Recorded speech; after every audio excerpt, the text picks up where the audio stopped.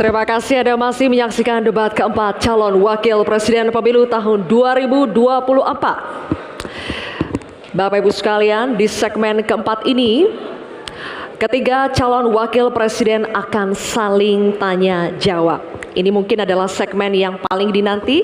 Oleh karena itu kami ingatkan sekali lagi kepada seluruh hadirin yang ada di ruangan ini untuk berkomitmen dan bekerja sama, memberikan kesempatan yang sama kepada semua calon wakil presiden.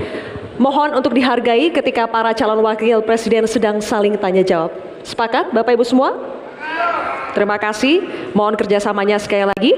Dan untuk itu, kami undang kembali ketiga calon wakil presiden untuk kembali menuju ke podium masing-masing. Silakan.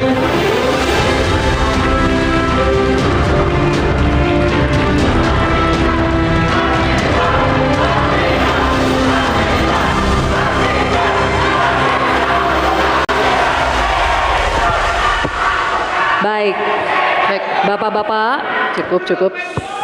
Ini adalah segmen tanya jawab. Jawaban akan ditanggapi oleh calon wakil presiden penanya dan selanjutnya akan direspon kembali oleh calon wakil presiden yang menjawab.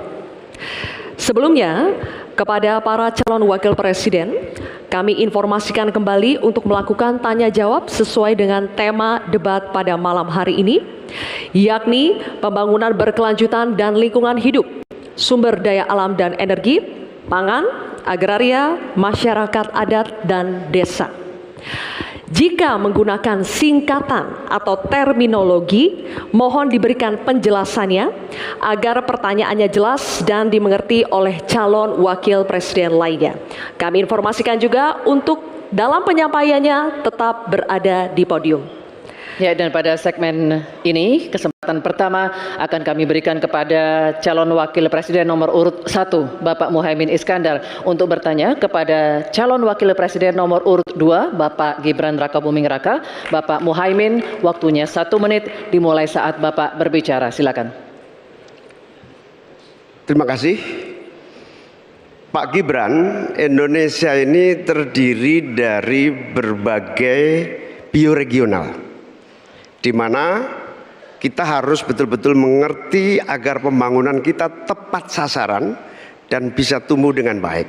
Pertanyaannya, bagaimana strategi Anda melaksanakan pembangunan berbasis bioregional itu agar keadilan iklim terjaga, keadilan sosial terwujud, keadilan ekologi terlaksana dengan baik, keadilan antar generasi juga terwujud, sekaligus keadilan sosial.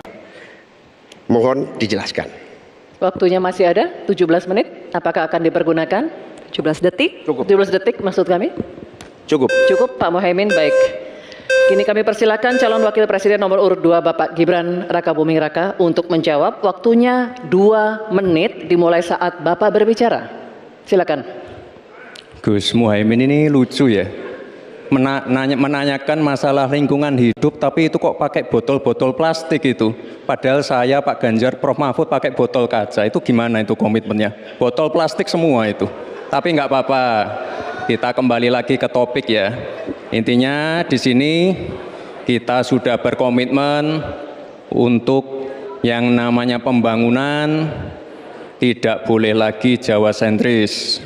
Harus mulai Indonesia sentris. Kemarin Gus Muhaimin menolak IKN, tidak apa-apa, akan kita lanjutkan dan akan kita perkuat IKN itu. Sekali lagi, yang namanya pembangunan yang masif harus memperhatikan aspek lingkungan, sosial, dan keberlanjutannya.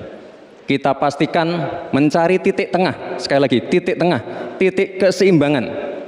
Membangun hilirisasi industri, tapi harus memperhatikan lingkungan hidup. Menggenjot produktivitas para petani, sektor maritim, tapi juga harus menjaga keseimbangan alam. Pastikan sekali lagi AMDAL, analisa lingkungan, sustainability report bisa tersajikan dengan baik, dan pastikan menggandeng pengusaha-pengusaha lokal, UMKM lokal. Jadi tidak besar sendiri, tapi ikut membesarkan yang lain. Intinya adalah anggaran ini dipakai untuk kesejahteraan rakyat. Pemerataan pembangunan itu penting. Dan sekali lagi, pembangunan yang masif harus memperhatikan sisi-sisi lingkungan hidup. Karena sekali lagi, yang namanya bencana kekeringan, banjir, kenaikan air laut, ini ancamannya sudah ada di depan mata. Dan ini adalah ancaman yang sangat nyata. Terima kasih. Baik, ini kami persilakan. Nanti ada waktunya. Nanti ada waktunya. Cukup. Cukup. Kami persilakan calon wakil presiden nomor urut 1 Bapak Muhaimin Iskandar untuk menanggapi. Waktunya 1 menit Bapak di saat berbicara akan dimulai. Silakan. Pertanyaan saya tidak terjawab sama sekali. Karena di undang-undang kita juga dinyatakan bahwa potensi bioregional kita itu adalah bahwa wilayah nasional kita itu bukan terbagi bukan saja sekedar karena politik dan administrasi, tetapi ekosistem lingkungannya ada, sekaligus juga komunitas masyarakat yang tumbuh juga menjadi pertimbangan. Sehingga Papua misalnya, jangan pernah salah dalam membangun Papua. Papua harus berbasis pemerataan dan keadilan yang sempurna. Maluku misalnya, dengan kekuatan maritimnya, Maluku menjadi bioregional untuk pengembangan ekonomi kelautan dan perikanan. Jawa misalnya, keberlanjutan pembangunan yang menumbuhkan potensi ekonomi secara pertumbuhan. Baik, waktunya habis Pak Muhaimin. Kami persilakan calon wakil presiden nomor urut 2 Bapak Gibran Rakabuming Raka untuk merespon tanggapan dari Bapak Muhaimin Iskandar. Waktunya 1 menit. Kami persilakan. Loh, katanya tidak menjawab pertanyaan, tapi Gus Muhaimin malah ngomongin pemerataan pembangunan. Itu kan tadi yang saya omongin, Gus. Pemerataan pembangunan yang tidak lagi Jawa sentris, harus Indonesia sentris. Pembangunan IKN sebagai simbol transformasi pembangunan Indonesia, Papua, dan lain-lain. Itu kan tadi udah saya jawab. Intinya sekali lagi, pembangunan tidak boleh lagi Jawa sentris, harus lebih memperhatikan masyarakat terutama yang ada di luar Jawa, biar bisa merasakan akses konektivitas yang lebih baik lagi, menurunkan inflasi, menurunkan Gini rasio, meningkatkan peluang kerja, menumbuhkan titik pertumbuhan ekonomi baru. Itu tadi kan udah saya jawab, Gus. Mungkin Gus Muhaimin juga tidak paham dengan pertanyaan yang diberikan ke saya. Mungkin itu kan dapat contekan itu dari Pak Tom Lembong mungkin ya. Terima kasih. Masih ada waktu, Pak Gibran, cukup? Tenang. Tenang. Cukup. Bisa kami minta kerjasamanya? Baik, baru saja kita simak bersama calon wakil presiden nomor urut 1 dan 2 saling bertanya jawab. Selanjutnya, calon wakil presiden nomor urut 2 Bapak Gibran Rakabuming Raka bertanya ke calon wakil presiden nomor urut 3 Bapak Mahfud MD. Bapak Gibran, waktu Anda 1 menit dimulai saat Bapak berbicara. Silakan. Bagaimana cara mengatasi greenflation? Terima kasih. Masih ada waktu, Bapak Gibran. Aturan istilah. Kami sampaikan kembali terminologi atau singkatan, mohon untuk dijelaskan. Enggak, tunggu. Silakan dilanjutkan. Masih ada waktu. Ini tadi tidak saya jelaskan karena kan beliau kan seorang profesor. Sesuai dengan Oke, greenflation adalah inflasi hijau. Sesimpel itu. Waktunya masih ada, Bapak Gibran, cukup? Kami persilakan kepada calon wakil presiden nomor urut 3 Bapak Mahfud MD untuk menjawab. Waktu Bapak 2 menit. Silakan. Baik, untuk mengatasi inflasi hijau. Apa sih inflasi hijau? Itu kan ekonomi hijau. Ekonomi hijau itu adalah ekonomi sirkuler. Ya, di mana sebuah proses pemanfaatan produk ekonomi pangan misalnya atau produksi apapun diproduksi kemudian dimanfaatkan di recycle, bukan dibuat. Jadi bukan barang itu lalu dibiarkan mengganggu ekologi. Nah, saya punya cerita. Kalau bicara soal recycle seperti ekonomi hijau, saya merasa berbangga sebagai orang Madura. Karena orang Madura itu yang pertama dulu mempelopori ekonomi hijau, ekonomi sirkuler. Di mana orang Madura itu tuh yang memunguti sampah-sampah, menguti plastik-plastik lalu diolah. Sehingga sebenarnya ekonomi sirkuler itu sudah menjadi kesadaran masyarakat. Nah, oleh sebab itu kalau untuk mengatasi inflasi itu tentu yang paling gampang kan kebijakan-kebijakan. Diatur saja jatahnya. Di sini kan harus ada data. Kecenderungannya di sini begini, kebijakannya harus begini. Kecenderungannya di sini begini, kebijakannya harus begini. Nah, itulah yang kita pahami tentang ekonomi hijau, ya, inflasi hijau dan sebagainya dan sebagainya. Nah, saudara, banyak hal yang harus kita lakukan. Karena misalnya ya, ukuran kemajuan ekonomi kita selalu diukur dari sekitar 5 hal. Misalnya pertumbuhan, kemiskinan, ketimpangan, dan 2 lainnya. Tetapi ada 1 yang harus ditambahkan, yaitu emisi. Baik Pak Mahfud, waktu Anda habis. Terima kasih. Selanjutnya kami persilakan kepada calon wakil presiden nomor urut 2 Bapak Gibran Rakabuming Raka untuk menanggapi. Waktu Anda 1 menit, silakan.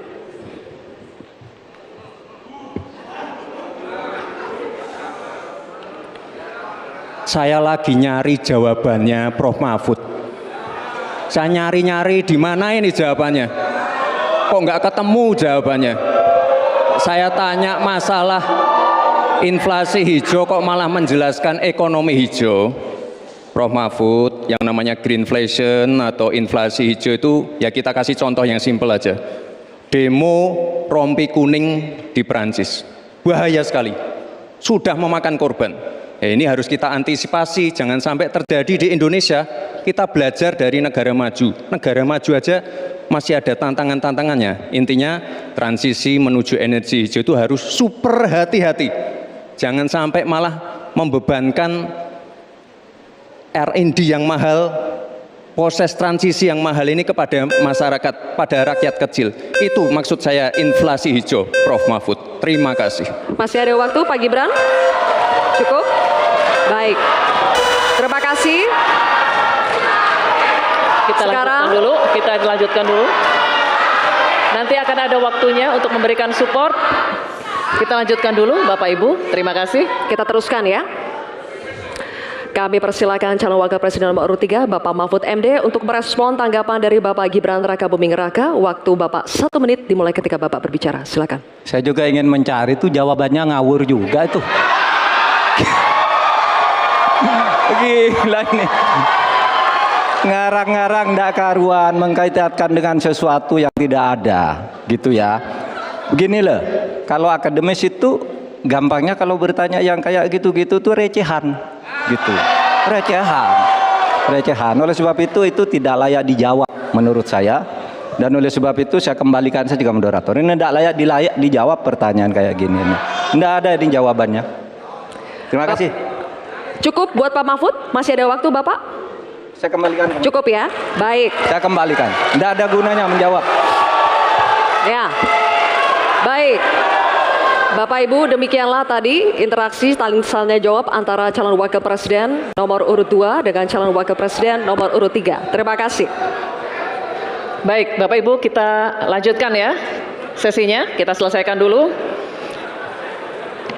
Kali ini giliran calon wakil presiden nomor urut 3 dan nomor urut 1 untuk saling bertanya jawab. Diawali dengan calon wakil presiden nomor urut 3, Bapak Mahfud MD. Untuk bertanya kepada cawapres nomor urut 1, Bapak Muhaimin Iskandar. Waktunya 1 menit, Pak Mahfud, dimulai dari saat Bapak berbicara. Silakan. Ya, Pak Muhaimin, calon wakil presiden yang terhormat. Pada tahun 2014 kita berada di posisi yang berbeda. Saya menjadi ketua timnya Pak Prabowo, Pak Muhaimin di timnya Pak Jokowi waktu itu. Ada pertanyaan dari Pak Jokowi pada tanggal 5 Juli 2014 kepada Pak Prabowo. Pertanyaannya begini, Pak Prabowo, saat ini kita dihadapkan dengan bencana ekologis yang salah satunya disebabkan oleh kerusakan hutan. Laju penggundulan hutan di negara kita tertinggi di dunia.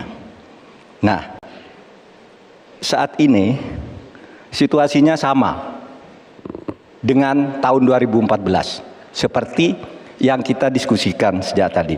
Apakah Pak Muhaimin setuju bahwa kita telah gagal menghentikan kerusakan hutan dan juga food estate sesuai dengan penilaian Walhi dan Greenpeace? Waktunya habis. Selesai. Terima kasih. Kami persilakan calon wakil presiden nomor urut 1 Bapak Muhaimin Iskandar untuk menjawab. Waktunya 2 menit dimulai saat Bapak berbicara. Silakan.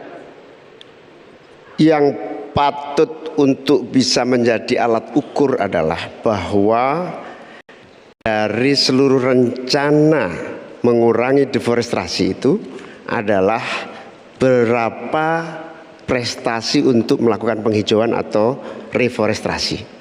Sampai hari ini saya setuju dengan Pak Mahfud, tidak ada keseriusan dan kesungguhan untuk itu. Bahkan mau menyediakan pangan nasional saja, kenapa tidak melibatkan petani, malah juga melakukan penggundulan hutan dan gagal lagi. Karena apa? Karena tidak melibatkan masyarakat adat setempat, juga tidak melibatkan para petani, bahkan merusak keanekaragaman hayati kita. Sehingga menurut saya ini soal keberpihakan, Pak Mahfud, keberpihakan kepada pembangunan yang berbasis keberlanjutan, di mana kita tidak akan main-main dengan soal ini. Ini soal nasib generasi. Prinsipnya satu, keadilan. Keadilan ekologi harus nomor 1. Jangan pernah membiarkan keadilan ekologi ini tidak terlaksanakan dengan baik. Yang kedua, keadilan iklim. Yang ketiga, keadilan antar generasi. Komitmen keadilan ini termasuk komitmen keadilan agraria, keadilan sosial, nggak dijalankan sama sekali karena memang apa? Tidak ada komitmen dan kesungguhan. Konstitusi sudah ada, anggaran juga punya, kemudian undang-undang juga banyak. Sekali lagi, komitmen dan kemauan sungguh serta tidak abai terhadap tugas dan tanggung jawab sebagai pemerintah. Oleh karena itu nanti kalau amin dipercaya, insya Allah yang paling pokok adalah kesungguhan, komitmen untuk melaksanakan konstitusi dengan sungguh-sungguh, berpihak kepada rakyat dan lingkungan, bukan berpihak kepada investor ataupun pengusaha. Waktunya masih cukup, Pak Muhaimin. Baik.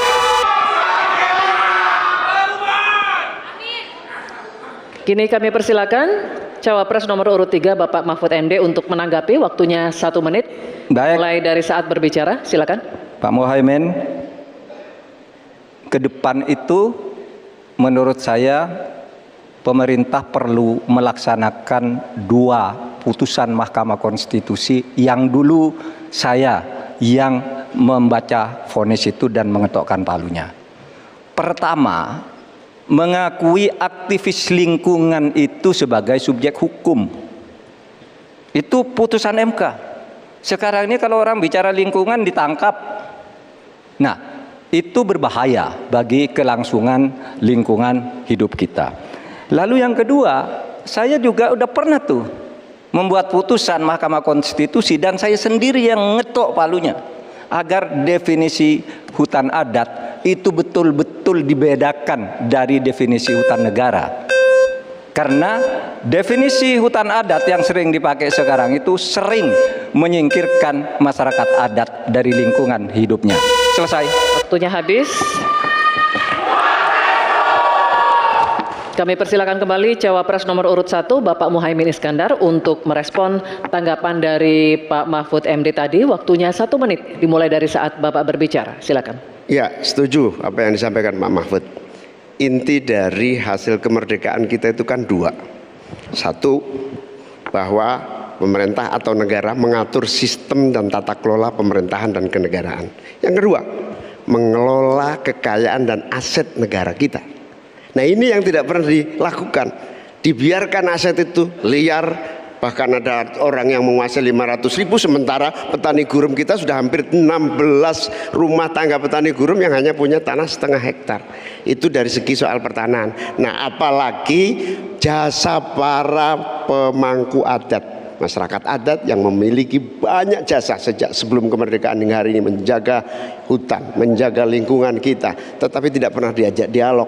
Ada pemaksaan melalui PSN, tidak diajak bicara. Rempang misalnya, itu tidak melibatkan dengan sungguh-sungguh masyarakat di sekitar itu.